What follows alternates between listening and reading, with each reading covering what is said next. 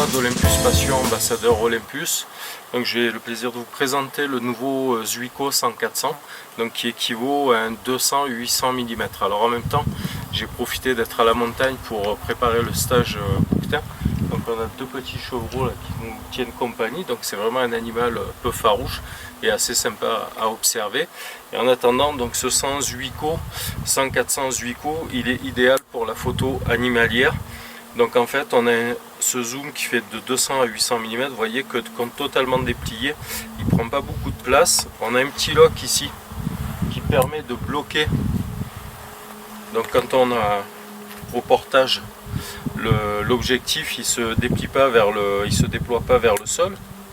Ensuite ici on va trouver des limiteurs autofocus, donc de 1m30 à 6 mètres, 1m30 à l'infini, 6 mètres à l'infini. Donc bien sûr on peut rajouter des valeurs dans le boîtier, puisqu'on a trois possibilités de pré-réglage d'autofocus dans le boîtier qui peuvent venir s'ajouter à ceux de l'objectif.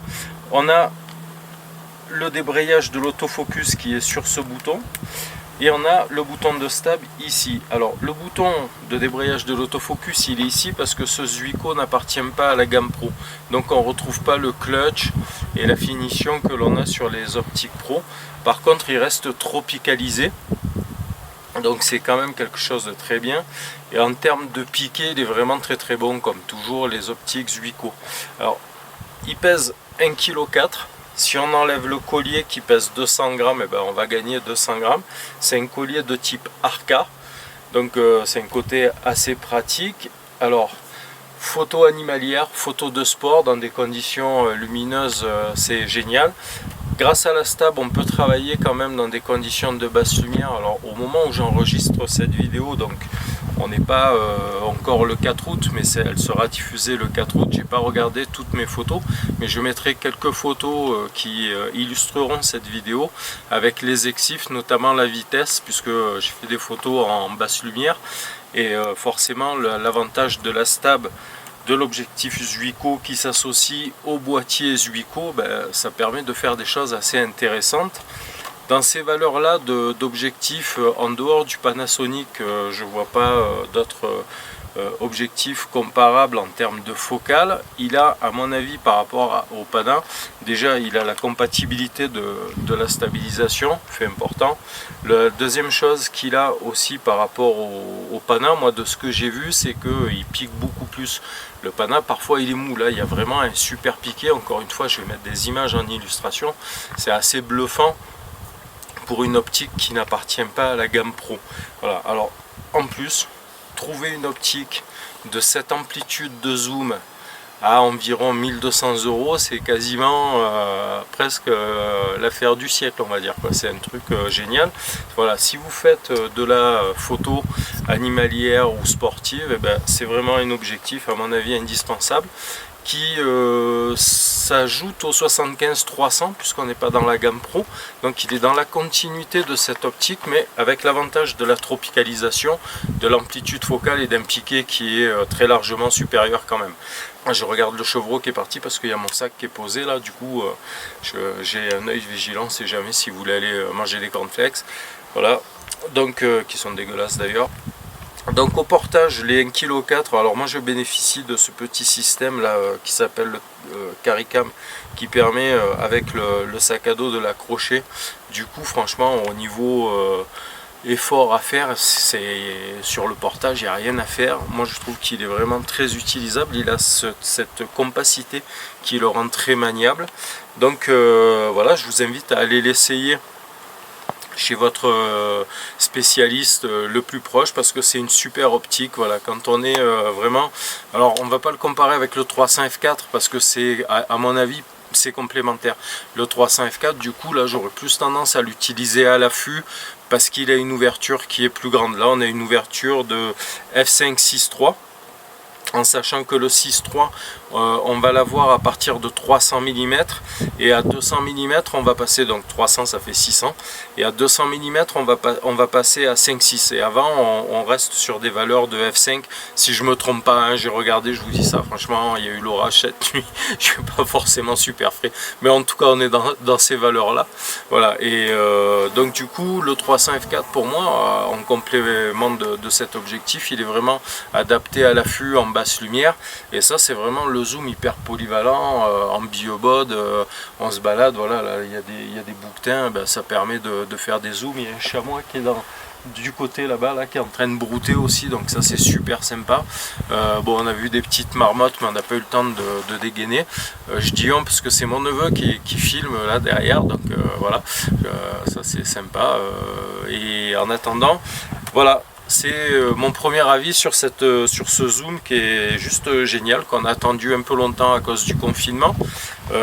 Voilà, donc la feuille de route d'Olympus continue. En attendant, forcément je vous souhaite de faire de belles photos, surtout likez ma vidéo, abonnez-vous à ma chaîne, et à très bientôt pour de nouvelles vidéos, et peut-être un retour de terrain un peu plus long que celui-là, parce que là le zoom ça fait plus d'1 mois que j'ai commencé à l'utiliser, donc forcément c'est déjà pas mal.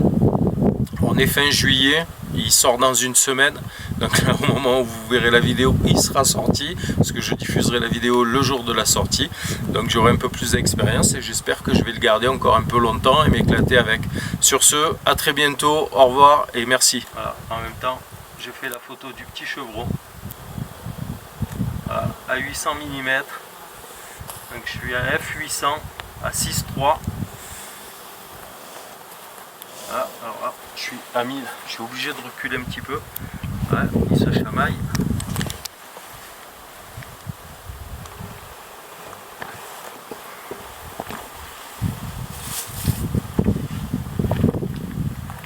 Voilà, du coup ils sont pas farouches, hein, on les a laissés s'installer tranquillement.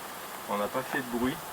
On les a vraiment laissés prendre place ici sans bouger, de manière à ce qu'ils se familiarisent à notre présence. Et là du coup voilà, ça permet un peu de les voir brouter. Leur mère s'est éloignée un peu plus précocement, mais eux ils sont là tranquilles, donc ça c'est bien, c'est sympa.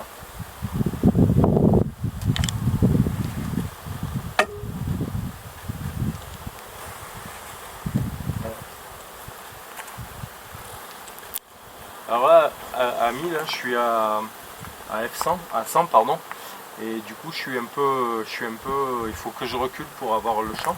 Donc c'est un zoom qui se marie totalement bien avec la série D12, et particulièrement forcément avec le 1200, hein.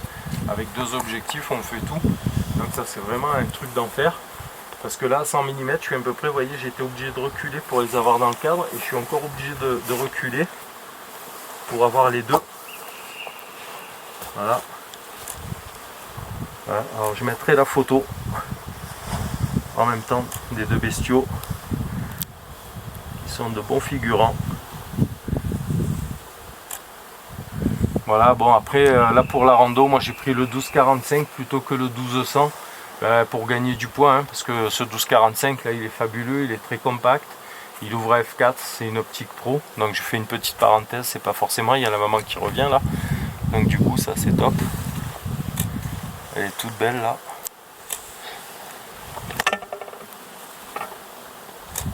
Ah, superbe, on voit en même temps qu'il y a mon sac. Voilà, là je suis à 1000. Là je suis donc à 100 mm, et donc là je suis à 800.